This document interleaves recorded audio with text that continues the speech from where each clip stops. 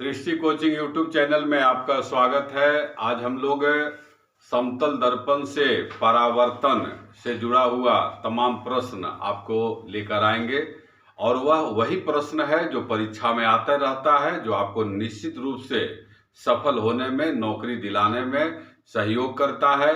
तो आइए छात्र, आज हम लोग शुरू करते हैं समतल दर्पण से परावर्तन।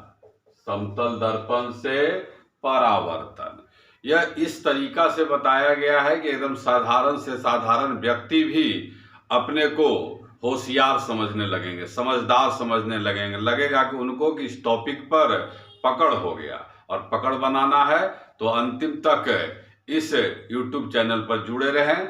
सबसे पहले तो परावर्तन का मतलब होता है कि जब कोई किरण जो है, आपतित किरण किसी परावर्तक सतह से टकराकर वापस लौट जाता है तो इस घटना को ही प्रकाश का परावर्तन कहते हैं। अब जो है, आइए समतल दर्पण से परावर्तन से जुड़ा हुआ सीधा क्वेश्चन पहला है कि यह जो है समतल दर्पण है, एक समतल दर्पण है और यहाँ पर एक वस्तु है, ऑब्जेक्ट है। आता है कि वस्तु और दर्पण के बीच में जो दूरी है वही दूरी दर्पण और प्रतिबिंब के बीच में रहता है। आएगा क्वेश्चन कि किसी वस्तु और दर्पण के बीच का दूरी 5 मीटर है तो दर्पण और प्रतिबिंब के बीच का दूरी कितना होगा? तो आंसर हो जाएगा 5 मीटर।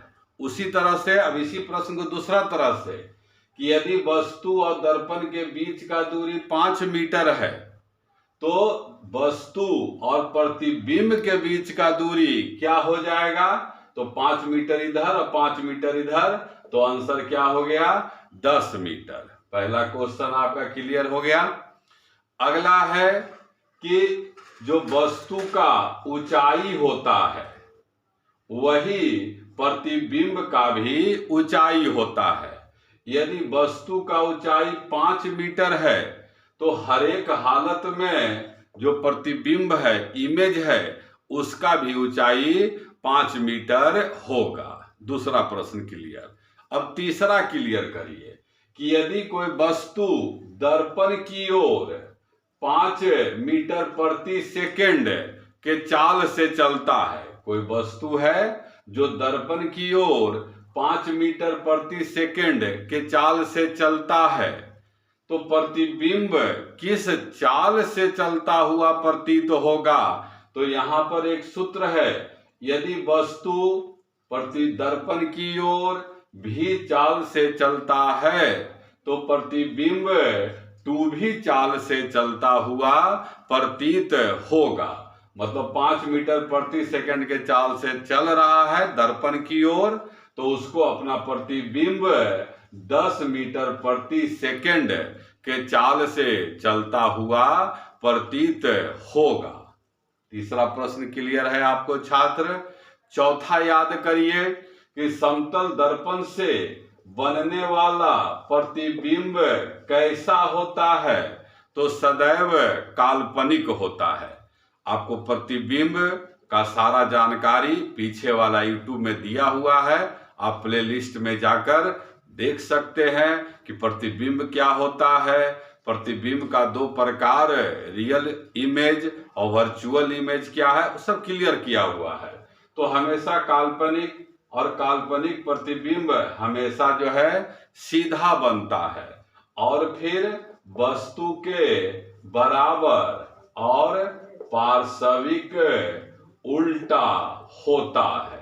पार्श्विक उल्टा का मतलब क्या है? बायां का दायां दिखना और दायां का बायां दिखना, इस तरह से करके। अब यहाँ पर क्या है, आगे बढ़िए फिर याद करिए।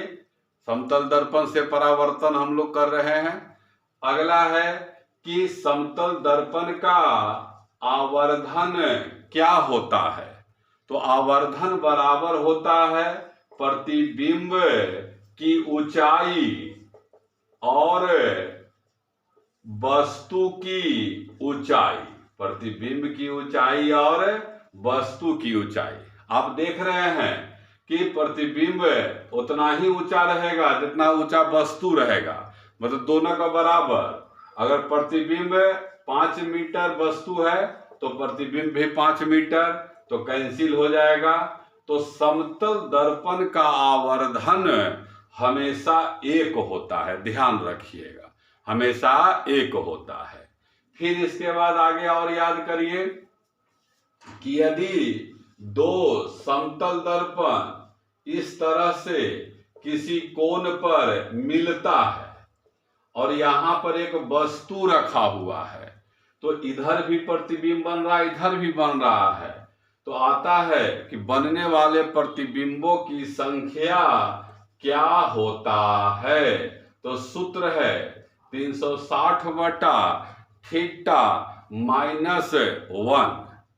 अब मान लीजिए कि यह कोण जो है आएगा, परीक्षा में प्रश्न बराबर आता रहता है कि 60 डिग्री के कोण पर दो दर्पण इस तरह से झुका हुआ है, तो बनने वाला प्रतिबिंब कितना है।